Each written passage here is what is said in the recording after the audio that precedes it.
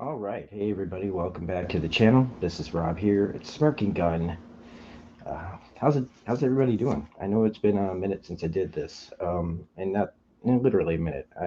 I feel like I really want to make sure everybody knows that I'm finishing these. I have a much more busy life than I did when I used to make content all the time. And so I just want to make sure everybody knows that I'm still making time to put this series in, to get every episode in of this show specifically. Won't be doing like episode to episode reviews on everything, just the stuff that I'm really enjoying talking about. Stuff that has meat in it, stuff that has stuff to actually talk about. And once again, The Fall of the House of Usher is that show. Um, for me anyway, right now, I love talking about it. I have not watched any of the other episodes yet. So if I'm not making the video, if I haven't made the video up for the episode yet, that means I have not finished it yet. So I'm putting myself through some stuff just to make sure that I stick to this to make all these. And it made it so that, yeah, we do have more than a month of Netflix, but that's, I thought I could do it. Just like a lot of things on my channel, I think I can do something. Like overextend myself, but it's okay. It's okay. I'm not gonna feel guilt over it like the characters in this. But I think I have. I think that this show has become a little bit like the Telltale Heart, where I'm just like I can hear my. I think it's internal guilt though, not like guilt that I feel outside. It's like you can do it. You should have done it yesterday. Do do. You should have done it the day before that. Do do. Do you hear that? Do do. But this is another great episode. And again, this, the stories that they're telling within the Fall of the House of Usher, being, tales from Poe's works. All of this is from Poe's works, and even though the more important story is the Roderick, Madeline, how did all this happen? Why is all this happening? And then throwing in what happens to the kids, blending with the story of House of Usher, just so done so well. The murder, the deaths of the kids are less important, but still, like they're the heart, I guess, like the thing that is coming, the thing that's heartbreaking to watch these people, you know, become what they've become, and their downfall, and the father and the sister that have, the aunt that watched this all go down. Roderick being the only one who seems to have any guilt about anything, um, didn't doesn't stop him from doing what he does, But uh, so if you're liking what we're doing here on the channel still, and like I said, there's going to be on camera content, but you know, I, I'm pretty happy with how I'm doing things right now. So know for sure that I'll be back, and you'll be able to see my stupid facial expressions and my hand gestures or whatever is going to be in some of the future content of mine. But let's just jump in because there is a lot to say about this. And I mean, again, the bookends of the episode being the little metal squeeze um, of the heart machine, instead of like hearing a regular heart. I mean, they even updated what would be just boom, boom, boom, boom, like in every other, version of this story. They update it for our times, which would be to make it the mechanical heart. It, Mike Flanagan, again, you know what? I'm not going to fillet him anymore on this. I mean, if it's not clear already how much I admire the guy's work and the way that he's crafted this, uh, it should be clear. I really want to make sure that I talk about Tania Miller in this episode. She has been good in this entire series. You know, this is her episode to shine and die. Um, but she was really good in Bly Manor. She's another name to look out for, just like Kylie Curran that I put on the thumbnail. Gonna be, I mean, she's already been in some amazing stuff, and she's just a kid still, practically. And Paolo Nunez, who plays Victorine's like girlfriend and like person she works with, another doctor. Well, she's a doctor, right? Because remember, the ushers don't make anything. Somebody else does the work, and in this like kind of instance, it's not to say that Tania doesn't work, but Paula is the one that does like the surgeries and things, and she's kind of more like the face of the company. I would say a little bit more, even though I mean she's got a lot to do. She's kind of like, I think she really wants to be kind of like Roderick, because she's kind of in his position in her thing, her little world of the hearts and the chimps and all of that. While Roderick's, in the big, big, big building. She's in a smaller building, but she's kind of at the top, and she's kind of trying to, fill that dad hole that they talk about in this way. This is how she can like be like, look at me, because it does come up in this about her place in the family and how, she wanted to consider herself like as the other three are dead, right? Now there's just the three left. Henry Thomas is Freddie. Um, Samantha Sloyan's Tamerlane. Kept saying Tamerlane for some reason. And Tinia Miller's Victorine. And I guess in the scene I want to talk about first is where she brings them all into the bar. And it's here that, she talks about the other three, like, oh, remember when they came in? She really, it's how desperate she wants to still be, like to be considered like we're the real ones, right?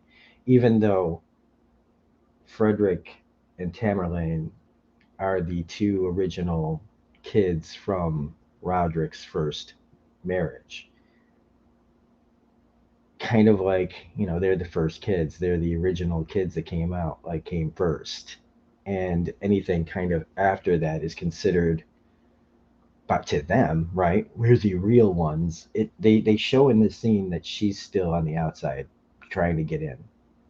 The way that they look at each other and how she knows it. You know what I mean? They've got a thing that she doesn't have, a deeper connection. And it's true that kind of thing happens all the time in a lot of families across the country. I mean, me and my just younger sister have, who is technically a half sister. Now, I think a lot of people though get over that stuff, but the a family like the Usher, apparently, with money and now with somebody, putting it out there that somebody's a rat, um, it just further, you know, creates conflict between them. And there was like I remember there being like, as kids can be terrible. Kids will not get into that. We're not going down that rabbit hole. But you see how they look at each other and they're like, she thinks she's like us. And how they kind of remind her that she's not. And it's like, in some ways, I'm sure that they would hate to admit it, but since they don't really act concerned about the others' deaths that much, more about, like, again, not about their deaths and how that's terrible and what caused that. It's, again, more narcissistic and thinking about how does this affect me? Who's coming after me? They don't even care that it could happen to Tamerlane, or to Victorine. And I don't know. I just thought that was a really powerful scene of somebody who really wants to get into the club and just can't get there. And this is her way of doing it, this hard thing. And now that she, it's being told like uh, this has to happen, she's in this like tremendously bad position for herself, meaning like we're gonna lose this company if we don't do human trials. And if we don't do human trials, that'll disappoint him. It'll mean like blah blah blah. Like it's a whole horrible psychological trauma filled mess. Now we go really into more of the what did Roderick and Madeline and this mysterious bartender do that night back in 1980. Um, this was the one part where I thought it was a little bit like where they kept looking over their shoulders in the bar. It was the only thing where it was like, yeah, that looks really obvious. Um, but mostly that out of all things that I'm going to complain about, that is such a small, small, tiny thing. But I'm bringing it up just so that somebody can say that he did make one complaint. But they're there to create an alibi, you know. And when she gets asked, like the things that she says, Madeline says, like that no man has power over me and I live forever. Like that's what she wants. You know what I mean? And she has been doing that. I mean, part of me wonders like, oh boy, like I don't want to go into like because I, like super stupid theory world, but like part of me almost wonders, is she in on it? Is Madeline in on all this? But she can't be. That's crazy. Um, the only one out for ushers is ushers. I mean, they did put the bounty on their heads themselves, and now they're tearing each other apart. Um, they talk about the holes that all of them had, the dad hole that they're trying to fill. That Camille filled it with information. Perry was filling it with anything, and Leo, um, the love of his fans. And the hole that Victorine is filling is this heart thing. Now, what's interesting is then is what is Tamerlane and Freddie's? Probably the oldest thing in the book, which was when they were kids, mom and sis, and other mom, or I should say dad and sis, were up to something with the company, and mom was just there to take care of them. And I, I wish that there was more show to show. Uh, I hope that we get something of Freddie and Tamerlane's childhood to see like where maybe that hole got filled, or maybe we're supposed to just kind of fill it in ourselves that we already know the what they were doing back then. I mean, Tamerlane was a baby when they were taking on what they were going to do with August against their original, their biological father's company. Um,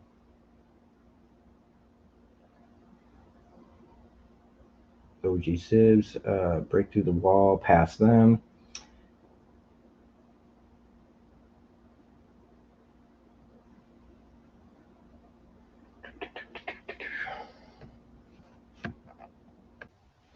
All right. So before we get too off the rails here, the next thing I want to talk about is again the incredibly awkward moment that Freddie has in the hospital, uh, uh, trying to take her out of there. Again, showing just like his paranoia of like wanting to like still not knowing what his wife was up to What does she know? All that stuff. Now we know. Here's the thing. They say like August says that there is no informant, but man, is Freddie still acting like he is? But is it? Does it really come down to that he just really doesn't trust his wife? That she wasn't fooling around? Huh? I don't know. Um, but the next part is where she knows like they have to do the human trials, and when she finally talks to her partner about this, this is the moment of when they cut away that you know that she's killed her. And if you don't already wouldn't already know the story, you'd think that the next part where she's calling her on the phone is to just set up an alibi. But when she did what she did, it's like she had, like we see later, she has this like complete break with reality. Because what she says to her, before she kills her, I mean, she's at this absolute worst moment where she's so desperate for validation amidst all this tragedy going on, amidst her own drive to succeed, to feel important, to have done something to prove to daddy that I'm worth the seat at the table. The fact that she knows that like that they're basically pawns, that if we don't deliver on this, we will lose it all. They will take it all away. They will win. And that they isn't just her talking about the company. It's she's talking about her siblings. She's talking about her whole life. Like this thing that's been put inside her that's just eating away at all of these kids. While they were out building an empire, he's having kids everywhere, setting up all this trauma. And it's almost I don't it's almost like there's enough deadbeat dads in this world and moms. Okay, let's not just shit on dads the whole time when we talk about bad parenting. But there's enough like deadbeat dads out there that when they're the one like what's worse, a dad that just abandons their family, or one that's there but isn't there, one that pits you against each other because you say you want them to survive, but part of it is like to make them like you, like to do what they did, to be capable of what they did, instead of just saying, you know what, we can stop this cycle with us. But instead, choosing to use your kids as, you know, pawns in your life. It's just, it's another, it's, we don't have laws set up for that kind of thing. I don't think. I mean, we do. You have to prove like abuse, but it's hard to prove. How do you? I don't know. But that's it's just a terrible, terrible way to like to feel like she, in her desperation when she throws the little thing at her head, and then she's calling, pretend, acting like, where are you? We've heard those stories too, like in crime recently, of people trying to create these alibis of like, I didn't know. I didn't even know. Like, I was thinking about that guy who like killed his wife and kids and put his kids in like the oil bins, and then acted like, oh, I don't know where they went. I mean, he wasn't feeling no telltale heart. That guy was smiling. Um, but in this, like, it's just immediate. What we see later is just it's just horrendous.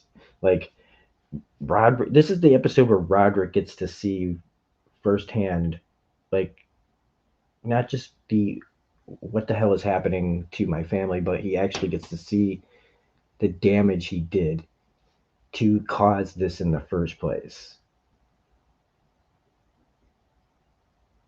Now I want to talk a little bit about Mark Hamill here in this episode. Man, does he's the only one that's a little bit more of a, I would say, a cartoon character. Like he's the one that's doing a big, he's doing a thing. I don't feel like anybody else is really doing a thing. They might have an interesting or unique look, but Hamill's like the one that's like chewing the scenery, but in the best possible way. He's not doing a Shatner or anything like that. He actually reminds me because for me such a big part of him is the Batman the animated series, and for some reason he sounded like a character who would be like one of the crime boss lawyers in the animated series.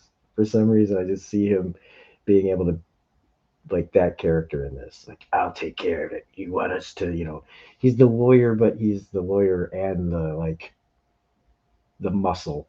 Like he's the guy who can hire the people and he makes sure it gets done. He's there. You know what I'm saying? So like when she says that she wants the receipt to be uh, Verna's eyes, like she knows like this is what he will have done and he will be there for it.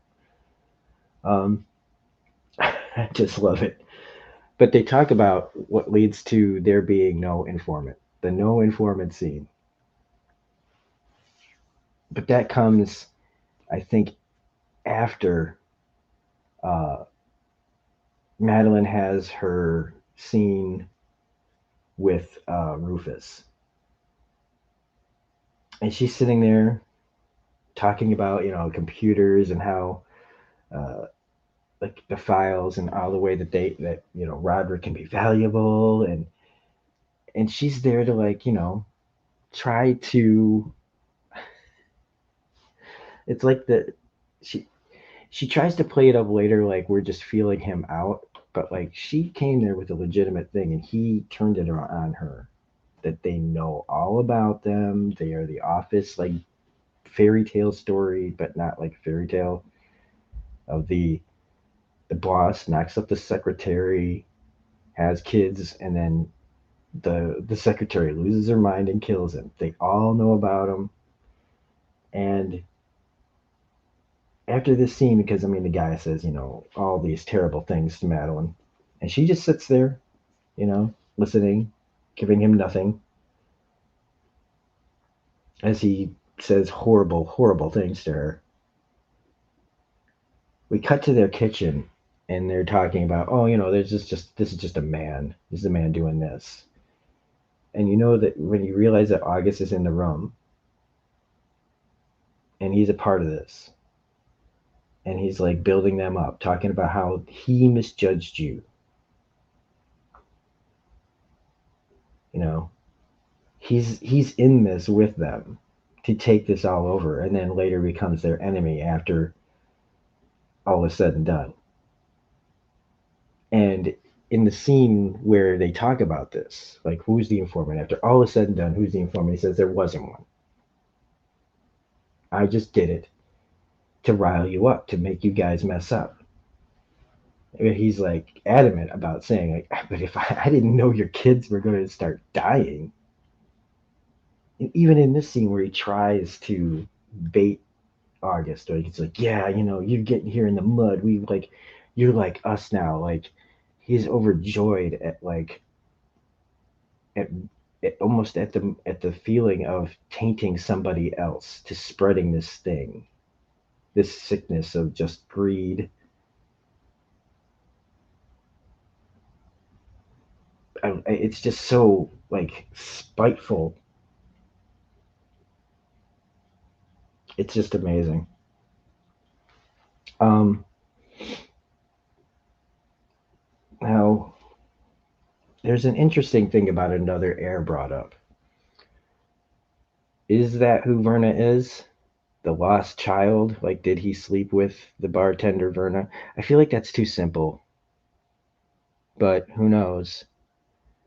Because they act like they don't know. There's got to be something that he knows that he's not saying.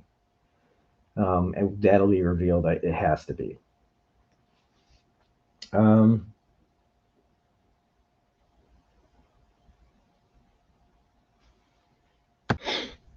so the next moment to talk about is where she's talking to Verna, who's pretending to be this other person, about setting up the procedure. And I love how in this moment, she's hearing the heartbeat. She's hearing the mechanical heart squeezing, which is just again so effective. And while she's like talking, like Verna uses those moments where she's completely in that headspace of she's not hearing her. She's only hearing the heartbeat, and she'll throw in the like comments about the balance of wanting to be famous or saving lives, and that you wanted more one than the other, but now, and when she suddenly snaps to, she's like, "Huh?" And she's like, "Oh, I just want to know like who's the doctor's doing this?" And she's like, "Oh yes, yeah, she's doing it." And she goes off again in her own head, listening to the squeeze of the heart. And she talks about, so when she's distracted, she starts talking about operant conditioning and that how horses see erratic behavior. And I mean, and how animals know that there's something off about this person and they quickly learn to avoid them. And then she snaps back and she's like, "Well, I just don't want to be the first.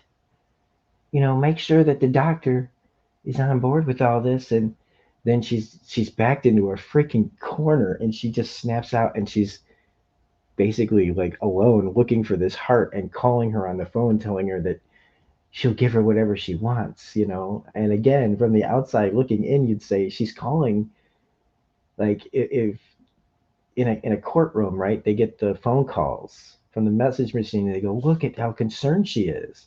Listen how concerned she sounds."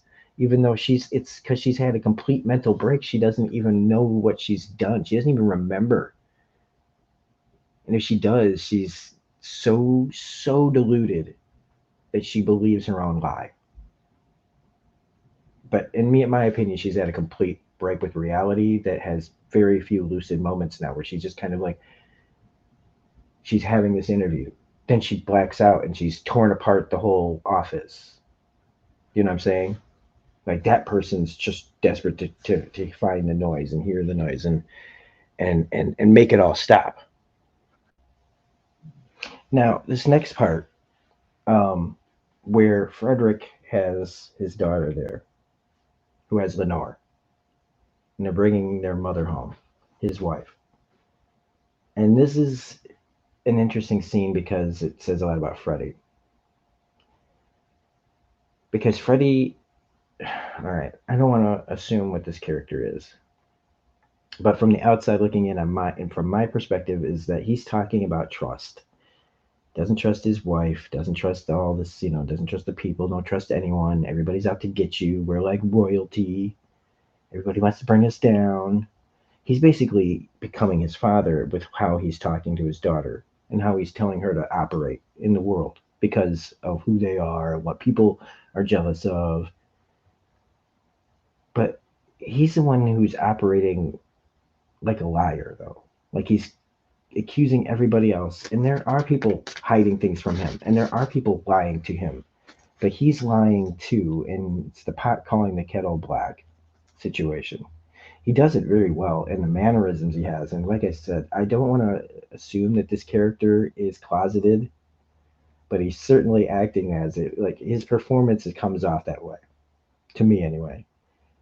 So if he's literally not presenting himself as who he really is because of how he feels like shame for that, maybe, but he's telling everybody else, you know what I mean? He's a complete hypocrite. And when he's trying to indoctrinate his child, which is what every parent kind of, a lot of parents do, let's call it most,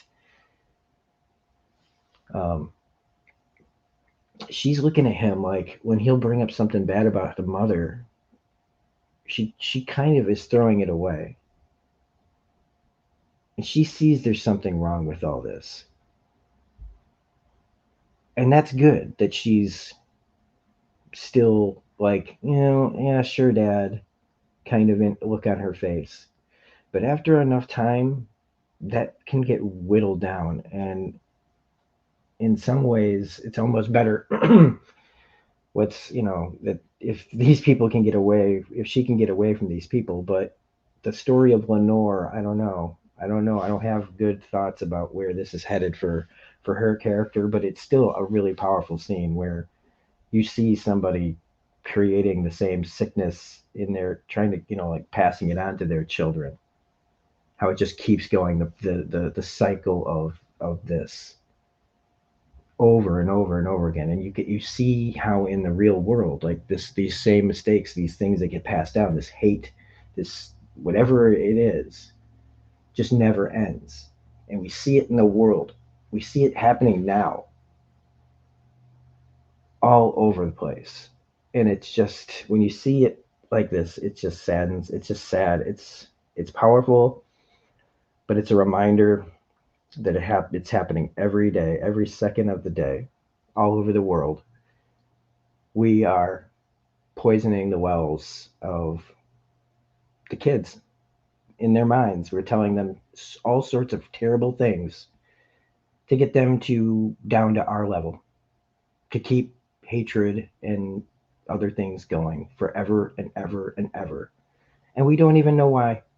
It's just like a thing where like the older brother picks on the younger brother, and then the younger brother picks on the next younger kid, and then yada yada yada, over and over and over and over, and on it goes. Okay, so the next big scene is Tamara Lane blowing up on her husband. She hasn't slept in days, and he's just trying to say, look, like we can't go out there with you like this. We can't try to launch this thing. We have to. He is actually being supportive. He has done everything she wants, including this thing with the hookers. And between this scene and the last scene, you see first off how Freddie's like Roderick, and in this scene you see how Tamerlane is Madeline. Even though like she had a mother, you can tell that the influence of Madeline is more like what she's brought on. Because where is the mom anyway? Right? Whatever happened to her? We don't know yet. Maybe we won't ever know. But how she treats him in this scene and how he tries to react back to her and how she's just not even like how she like a lot of set up relationships that are in the the world of finance and entertainment, people that hook up strictly for the movie, strictly for the show, strictly for the product, blah blah blah, marriages of convenience and contracts, no love there, all about a business and a face and a sell and profit and just sell a lie, sell a brand, sell a lifestyle choice. It is all just bullshit, and he's calling it out in front of her, and the way she treats him, it's just so textbook. And he does leave. He says he's going to leave and not come back. Will he? We'll see. This is a big setup for her episode, but again, just showing the cycle of abuse and what's happened to her and how she's become, just like Madeline. It's just crazy. It's such a good, well written scene, so well performed. If this show would give out awards, just you could give out an award for just about every other scene in this episode, in this show, I should say. Okay, so I was wondering about this earlier about like Roderick in the basement, and I think I finally put it together. Um, Now, whoever's body is in that behind that wall, this is his telltale heart. The jingling or whatever that he hears, the jester, whoever that is, could it be Rufus? I don't know, but that's what he's down there. He may be suffering from his dementia, but he's down there talking to the wall. He's hearing his own thump thump. He's hearing his own squeeze squeeze. Down there talking about, like I didn't touch her any more than Madeline did. That doesn't mean I don't know what that means, but it could mean a lot. But he's talking about being able to, like, if this is going to stop, right, then I have to take my own way out. And he goes over the different ways he kill himself. He could end this, but he's too much of a coward. But it does finally answer that question that they put somebody in the building, right? That's what I'm thinking, is that they buried, like, we don't hear all the details about what happened yet. But I'm thinking somebody's in the concrete. Now, is it his wife, his first wife? I hope not. I'd be more willing to say that it was Rufus that's behind that wall. Or maybe they killed him on some. They were dressed up, right? She was dressed up like a flapper. So I don't know. Something. So I can't wait to see how it all goes down. But he, of course, does not kill himself, and instead, he goes. Oh, after this, like mass. This is a great scene again. Like he imagines his own death and how he could save all of this. And instead, he goes over to Victorine's house. And this is where he finally gets to see, like, this is crazy. So he goes over to Victorine's to have this, like, big old heart to heart where he's going to finally apologize. He's going to finally say, I did this because I thought it would make you guys stronger, and instead it tore you guys apart, and now you're all dying. And I'm telling you that your work, is going to save my life, and I'm sorry that I did this to you. And I'm not brave. I'm not a coward. It's what you do that matters. And she's just look like, with the music in the background, clearly trying to cover up the squee sound. And when he tells her, like, can you turn the music? Because, I'm trying to have a heart to heart with you, heart to heart. And it's just her absolute look of, no, I can't. I'd rather not. I'd really rather not do that. Like that look on her face is complete. She's gone. She is gone. And so she finally turns out the music and they can both hear the squee. And he's just trying to follow what the hell is going on here. And she sees the person she's killed walk across the room and she goes over there. We see what happened. And oh my God, if this isn't one of the most like realistic death scenes of somebody just laying there dying while somebody just lets them die. The noises, the jerks, everything, it's just so uncomfortable. That right across the door, on the other side of that door, she could get help. And instead, she just lets her die. And I'm telling, like, it's as far as deaths go, like in this show, like that one's like they really, when I talk about the quality of this show, putting that in there is as horrifying as it is. It's just so effective. Again, just such an effective way to show like this person's break with reality by what she's done and by making what she's done look and sound and feel as awful as it should. Not sugarcoating what she did, not cutting away like they did originally, but letting us see exactly where all this led and how far it took her and how big her break with reality is and completely lost and what she does after, what she did after, and what Roderick is forced to look at. This is the sum all of all the damage you've done, and now you see it firsthand in front of your face, and it's the like, can you imagine being that person that follows her into that room to see her dead lover with her chest ripped open as she put in the mechanical heart on her to see if it works. And so when he sees her laying there dead, and she goes in and she's just carrying on like, no, she's just not being a team player. And oh my God, Bruce Greenwood, everybody in this scene, even the corpse, where he's like, she's quite dead. And he's like, oh yeah, I guess that explains it. And you can tell that she's not who she is. Like she's possessed. Because when she turns on him with the knife, she's like, all you had to do is jump, but you didn't. Now this is happening, and you need a better heart. I mean, I love. He's like, oh, you're fully funded. You're fully funded. Let's just go. Let's just go. And oh yes, that's why it's squeezing a dead, useless heart. It needs a better one.